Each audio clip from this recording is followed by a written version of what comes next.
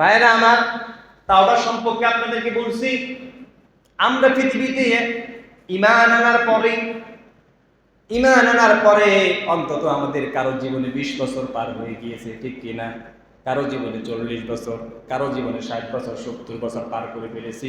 এই 60 বছর জীবনে, 70 বছর জীবনে আমাদের অসংখ্য গুনাহ আছে না নাই? গুনাহ আছে কিনা? গুনাহ ছাড়া এমন কোনো ব্যক্তি নাই।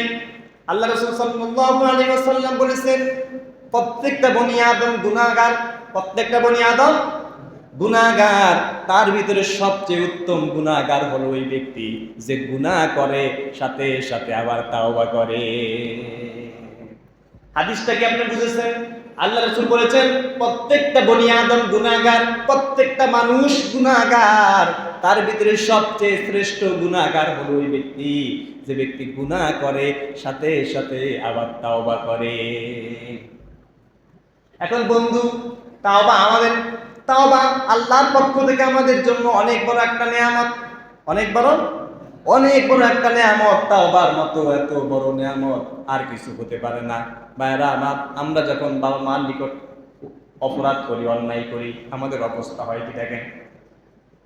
সন্তান যখন অপরাধ করে, বাবা কথা বলে না, মা কথা বলে না। উস্তাদের সাথে ছাত্র যখন অন্যায় করে, উস্তাদ কথা বলে না। এরপরে পীরের সাথে মুরিদ যখন অন্যায় করে, তখন পীর কথা বলে না। নেতার সাথে কর্মী যখন অপরাধ করে, নেতা তাকে দলেও রাখে না। রাখে কি? রাখে না। দল থেকে বহিষ্কার করে দেয়। অন্যায় করলে সন্তানকে বাবা ঘর থেকে বের করে দেয়। ছাত্র অপরাধ করলে প্রতিষ্ঠান থেকে বের করে দেয়। এরপরে এইভাবে করে আমরা একই অপরাধ করার পরে আমরা কেউ কাউকে ছাড় দিতে একমাত্র রাজি না, এক বিন্দুও রাজি না, ঠিক কিনা? কিন্তু আপনি যখন অপরাধ করেন, অপরাধ করার পরে যখন আপনি আল্লাহর কাছে তাওবা করেন, আপনি যদি গভীর রাত্রে যদি সেজদায় পড়ে যদি আল্লাহর কাছে আপনি জীবনে 40 বছর অপরাধ করেছেন, 60 বছর অপরাধ করেছেন, 60-70 বছর অপরাধ করার পর যদি আপনি একদিন যদি তাওবা করে খালেস নিয়ত আল্লাহর কাছে তাওবা করে ফিরে আসার জন্য চেষ্টা করেন, অবশ্যই সুযোগ আছে না নাই? আছে কিনা? 60 বছর গুনাহ করেছেন, 60 বছর পরে আপনি বুঝতে পেরেছেন যে আমি যে অপরাধগুলা করছি, অন্যায়গুলা করছি, এটা অবশ্যই ভুল। এই ভুলের জন্য যদি আপনি আল্লাহর কাছে তাওবা করেন, আল্লাহ বলে তোমার জন্য আমার দরজার তাওবা সব সময় খোলা। অন্তত যে কোনো মুহূর্তে তাওবা করলে আমি তাওবা কি করি? কবুল করে নেই। তাওবার মতো এত বড় নিয়ামত পৃথিবীতে আর কিছু হতে পারে না। বাইরে আমার, এই জন্য যখন মানুষ গুনাহ করবে, গুনাহ করার পরে যখন মানুষ তাওবা করলে অবস্থাটা কি হয়? আল্লাহ রাসূল সাল্লাল্লাহু আলাইহি ওয়াসাল্লাম বলেছেন, আত-তাইবু মিনাজ যামবি কামান লা যামবা লাহু। আমরা এখন এখানে যারা বসে আছি, আমাদের 20 বছর বয়স, 70 বছর, 30 বছর, 40 বছর বয়স যাদের হয়েছে, ম্যাক্সিমাম মানুষ যারা এখন বসে আছে অন্তত 30 বছর তো হয়েছে। হয় কি হয় নাই? হয়েছে কিনা? আপনি যদি পৃথিবীর সব সম্পদ যদি আপনি এক জায়গায় নিয়ে আসেন আর সমস্ত সম্পদ বিক্রি করে ওই 30 বছর থেকে 20 বছর মাইনাস করে 10 বছরে যাওয়ার কোনো সুযোগ আছে কিনা? সুযোগ আছে? পৃথিবীর সব আপনার সমস্ত সম্পদ, আপনার সমস্ত মেধা, সব কিছু একত্রিত করে যদি আপনি কাউকে দিয়ে বলেন যে ভাই, যে আমার এখন 40 বছর, এখান থেকে 35 বছর মাইনাস করে আমাকে 5 বছরের শিশু বানিয়ে দাও, দেওয়ার কোনো সুযোগ আছে? পুরা পৃথিবী বিক্রি করলেও কি এটা সম্ভব? এটা সম্ভব কিনা? অথচ আল্লাহ রাসূল সাল্লাল্লাহু আলাইহি ওয়াসাল্লাম বলেছেন, যদি কোন বান্দা 60 বছর পর্যন্ত গুনাহ করেছে, 60 বছর পরে গিয়ে সে বুঝতে পেরেছে যে আমার জীবনটা আমি ভুলের উপরে কাটাইছি, আর ওই মুহূর্তে অনুশোচনা করে যদি সে তাওবা করে, অবশ্যই আল্লাহ তাকে নিষ্পাপ শিশুর মতো বানিয়ে দিবে। নিষ্পাপ শিশুর মতো আপনি 60 বছরে কি হতে পারবেন? গুনাহ থেকে মুক্ত হতে পারবেন। ভাইরা আমার, আমরা এখানে যারা বসে আছি, আপনি নিজের জীবনটা একটু মিলাইয়া দেখেন। এখানে যারা বসে আছেন, আপনি অবশ্যই আপনার জীবন সম্পর্কে জানেন। এখানে আমরা যারা বসে আছি, আমরা হয়তো এখনো কেউ মৃত্যুবরণ করতে পারি কি পারি না। এখন যদি কেউ মারা যায়, এই যে আমার মসজিদের ভিতরে আমরা এখন এই মুহূর্তে যারা বসে আছি, এখন যদি আপনি মারা যান, তাহলে আপনি ধরে নেন হয়তো মাগরিবের আগেই কিন্তু আপনার জানাজা হয়ে যাবে, আপনাকে কবরে যাওয়া লাগবে, ঠিক কিনা? আমি আব্দুর রহিম যদি এখন এই মুহূর্তে মারা যাই, আমার অবস্থাটা হবে কি?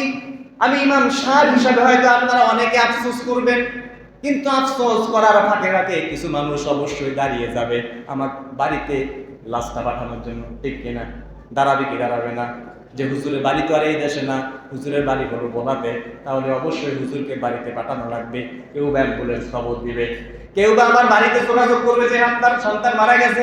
আমার বাবা মার সাথে আপনারা যখন যোগাযোগ করবেন, আত্মীয় স্বজন যখন জানতে পারবে যে আমার সন্তান মারা গেছে, তারা হয়তো আফসোস করবে, কান্না করবে, কিন্তু এর ভিতরে এমন কিছু মানুষ দাঁড়িয়ে যাবে, কেউ আমার কবর করার জন্য চলে যাবে, ঠিক কিনা? যাবে কিনা? আমার লাশ লক্ষ্মীপুরে, কবর হইতেছে কোথায়? ভোলায়। এরকম হয় কি হয় না? আমার লাশ এখন পর্যন্ত বাড়িতে পৌঁছায়নি, লাশ যাওয়ার আগে কবর। আর আমি তো নিশ্চিত যে এখন যদি আমি এই মুহূর্তে মারা যাই, অন্তত রাত্র 12টার আগে আমাকে কবরে চলে যেতে হবে। চলে যাওয়া লাগবে না ভাই? কবরে যেতে হবে। এখন আপনি এই মুহূর্তে বসে আপনি একটু হিসাব দিলেন যে আপনি যেই রোড দিয়ে যাচ্ছেন, যেই পথে যাচ্ছেন, আপনার জীবনের যে রোডটা, আপনি যেই পথ দিয়ে হেঁটে এসেছেন, এই পথ দিয়ে রাত্রি 12টা বাজে কবরে গেলে আপনি জান্নাতে যাবেন না জাহান্নামে যাবেন, মিলানের সুযোগ এখনো আছে না নাই? আছে কিনা? মিলানের সুযোগ এখনো আছে না নাই? মিলানের সুযোগ এখনো আছে। জীবনে 40টা বছর আপনি কোন পথ দিয়ে হেঁটে এসেছেন, এই পথ দিয়ে যদি রাত্র 12টার আগে যদি আপনি কবরে যান, সন্ধ্যার আগে যদি আপনি কবরে যান, তাহলে আপনার কোন পথে যাবে? আপনার জন্য জান্নাত রেডি না জাহান্নাম রেডি? আপনি এখনো হিসাব করা কি যায় কি যায় না? হিসাব করা যাবে কিনা? হিসাব তো অবশ্যই করা যাবে। কারণ জীবনে 40টা বছর আপনি কোন পথ অতিক্রান্ত করেছেন, আপনার রাত্রিগুলা কেমন ছিল, দিনগুলা কেমন ছিল, আপনার ব্যবসা বাণিজ্য থেকে শুরু করে আপনার জীবনের ইনকামের পথ, কোন পথে আপনি ইনকাম করেছেন, কোন পথে চলেছেন, আল্লাহর ইবাদত কতটুকু করেছেন, এখনো হিসাব করার সুযোগ আছে না নাই? আছে কিনা? বাইরে আমার এখন আপনি যদি জীবনের 40 বছর হিসাব মিলে যদি আপনি দেখেন যে না, আমি এই মুহূর্তে মারা গেলে, অন্তত মাগরিবের আগে কবরে গেলে আমার জান্নাতে যাওয়ার সুযোগ আছে, আমার কোনো আপত্তি নাই। আমার কোনো সমস্যা আছে? সমস্যা আছে? আমার কোনো সমস্যা নাই। আপনি যদি জীবনের 40 বছরের ইবাদত, জীবনের 40 বছরের হিসাব মিলিয়ে যদি আপনি দেখেন যে না, আমি এই মুহূর্তে মারা গেলে রাত্রে 12টা বাজে যদি আমার কবরে দেয়, জান্নাত আশা করা যায়। কারণ আমি জীবনে অনেক ভালো কাজ করেছি, জীবনে অনেক ভালো কাজ করেছি, অন্তত ওই উসিলায় হলো আল্লাহ আমাকে জান্নাত দেবে।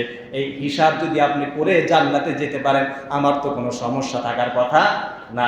কিন্তু আপনি যদি এই মুহূর্তে 1:15 বাজে, এই মুহূর্তে আপনি জীবনের হিসাব মিলিয়ে দেখেন যদি যে না, আমার যে জীবন আমি কাটাইছি, জীবনটা বেশি ভালো পথে কাটাই নাই, আমার জীবনে গুনার কোনো শেষ নাই, অপরাধের কোনো শেষ নাই, অন্যায়ের কোনো শেষ নাই, যদি আপনি হিসাব মিলাতে পারেন যে আমি এখন মারা গেলে সন্ধ্যার সময় আমাকে কবরে দিলে আমার জাহান্নামে যাওয়া লাগবে, তাহলে আপনার জীবনে পরিবর্তন করার দরকার এখনো আছে না নাই?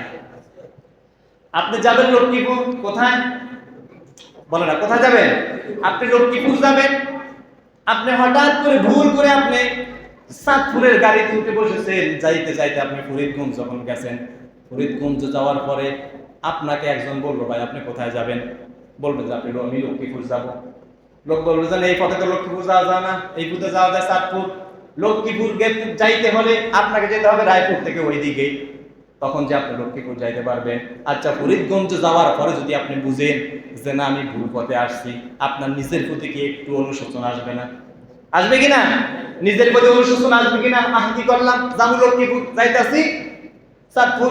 এখন ফরিদগঞ্জ যাওয়ার পরে যদি আপনাকে কেউ এই যে ভুলটা ধরাইয়া দেওয়ার পরও যদি আপনি যাইতে থাকেন, তাহলে আপনার মতো তো বোকা পৃথিবীটার কেউ না। কিন্তু ফরিদগঞ্জ যাওয়ার পরে যদি আপনাকে কেউ ভুল ধরাইয়া দেয় যে ভাই না আপনি এই পথে যাইলে লক্ষ্মীপুর জীবনে যাইতে পারবেন না, তার মানে ওই মুহূর্তে আপনাকে আবার ব্যাক করার দরকার আছে না নাই? আছে কি না? এখন জীবনের হিসাবটা আপনি এখন মিলান। এমনও তো বান্দা আছে এখন যারা আমরা কথা বলতেছি যে এখন আজকে মারা যেতে পারে কি পারে না? আমাদের কারো মৃত্যু হয়ে যেতে পারে, এই মৃত্যুর কোনো গ্যারান্টি নাই, যে কোনো মুহূর্তে আপনার হয়ে যাবে, ঠিক কিনা ভাই? এখন আপনি এই মুহূর্তে হিসাব মিলায়া আপনি ভিতরে ভিতরে নিজের অন্তর থেকে আপনি তাওবা করেন যে আল্লাহ, আমি যে জীবনে ভুল পথে এসেছি, এই ভুল পথে আমি আর চলতে চাই না, আমি ভুল অতিক্রান্ত করে ভুল পথ বাদ দিয়ে তোমার পথে চলতে চাই। এইভাবে করে যদি আপনি তাওবা করেন, অবশ্যই আপনার জন্য তাওবার দরজা খোলা আছে। কিন্তু আপনি কি সেটা করেন? সেটা করেন না। জীবনের হিসাবটাও মিলেন না। জীবনে কত অপরাধ করেছেন, অপরাধ করার পরে যদি আপনার ভিতরে অনুশোচনাও না আসে, আপনি গুনাহ করে যাচ্ছেন। এমনও বান্দা আছে গুনাহ করে কিন্তু নিজের ভিতরে অনুশোচনাও হয় না। এজন্য আল্লাহ বলেন গুনাহ করার পরে সর্বশ্রেষ্ঠ গুনাহগার হলো ওই ব্যক্তি যে ব্যক্তি গুনাহ করে আবার সাথে সাথে তাওবা করে। আল্লাহ রাব্বুল আলামিন বলেন قل يا عبادي الذين أسرفوا على أنفسهم لا تقنطوا من رحمة الله إن الله يغفر الذنوب جميعا إنه هو الغفور الرحيم আল্লাহ বলেন নবী আপনি আমার পৃথিবীতে সেই সমস্ত পাপী বান্দাদেরকে জানায়া দেন যারা জীবনে গুনাহ করতে করতে করতে করতে গুনার সাগরে যারা ডুবে আছে, গুনাহ করতে করতে হতাশ হয়ে গিয়েছে। এমন মানুষ পৃথিবীতে আছে যারা অপরাধ করতে করতে নিজের ভিতরে অপরাধের বোধ আর থাকে না, সে অপরাধ করলেও নিজের কাছে ভালো লাগে, কি লাগে? এমন কিছু মানুষ কি আছে পৃথিবীতে যারা অপরাধ করে খুশি হয়, কি হয়? নিজেরা আনন্দ অনুভব করে, এটা যে অন্যায়, এটা যে ভুল, এটা যে সে ভুল করেছে, এটা যে অন্যায় করেছে, এটা যে মানুষের হক সে নষ্ট করেছে, আল্লাহর হক নষ্ট করেছে, এটা যে জুলুম হয়েছে, এটা নিজেও বুঝতে পারে না। এরকম কিছু মানুষ আছে না নাই? মানে গুনাহ করতে করতে এদের অবস্থা এরকম হয় যে এরা ভুল করার পরে ভুলটাও সঠিক মনে করে। ভুলটাও কি? মিথ্যা বলাকে ওরা সত্য মনে করে। মিথ্যা বলার পরে জানে যে সে মিথ্যা বলছে, তারপরও মিথ্যা বলেও আনন্দ পায়। এমন কিছু লোক আছে না নাই? ভাইরা আমার, আল্লাহ বলেন এই সমস্ত বান্দাদেরকে আপনি জানিয়ে দেন এরা যেন হতাশ না হয়। কি না হয়? হতাশ না হয়। ইন্নাল্লাহা ইয়াগফিরুয যুনুবা জামিআ, নিশ্চয় আমি তাদেরকে মাফ করে দিচ্ছি কিংবা দিব, মাফ করে দিচ্ছি দিব যদি তারা তাওবা করে। যদি তারা তাওবা করে ফিরে আসে, ওয়ানিবু ইলা রাব্বিকুম ওয়াসলিমু লাহু মিন ক্বাবলি আইয়াতিয়াকুমুল আযাবু থুম্মা লা তুনসারুন। আল্লাহ কয় ওয়ানিবু ইলা রাব্বিকুম, যদি সে আমার পথে ফিরে আসে, কি করে? যদি গুনাহগার বান্দা যদি গুনাহ করার পরে ওয়ানিবু ইলা রাব্বিকুম, আমি রবের পথে ফিরে আসে, ওয়াসলিমু লাহু, এবং আমার সামনে আত্মসমর্পণ করে আর তার গুনার জন্য যদি আমার কাছে ক্ষমা চায়, অনুশোচনা হয়, যদি সে তার নিজের ভুল বুঝতে পেরে আমার পথে ফিরে আসে, মিন ক্বাবলি আইয়াতিয়াকুমুল আযাব, এই কাজটা যদি সে আযাব আসার আগেই করে, অবশ্যই আমি আল্লাহ তাকে মাফ করে দেব। এখন আযাব আসার আগে আপনাকে এটা করা লাগবে, আপনার নিজের জীবনের ভুলগুলো শুধরানোর জন্য তাওবা করতে হবে আপনাকে আযাব আসার আগে। এখন আযাব আসবে যখন আপনার মৃত্যুর যন্ত্রণা শুরু হবে, এটা আযাব। এটা কি? মৃত্যুর আযাব যখন শুরু হয়ে যাবে, মৃত্যু আসার আগেই আপনাকে অবশ্যই তাওবা করা লাগবে। এখন আমরা এখানে যারা বসে আছি, আমাদের মৃত্যু তো এখনো আসতে পারে কি পারে না? তার মানে তাওবা আমাকে এখনই করা লাগবে। নিজের জীবনে যত গুনাহ আছে এই গুনার জন্য আমাকে এখনই তাওবা করা দরকার।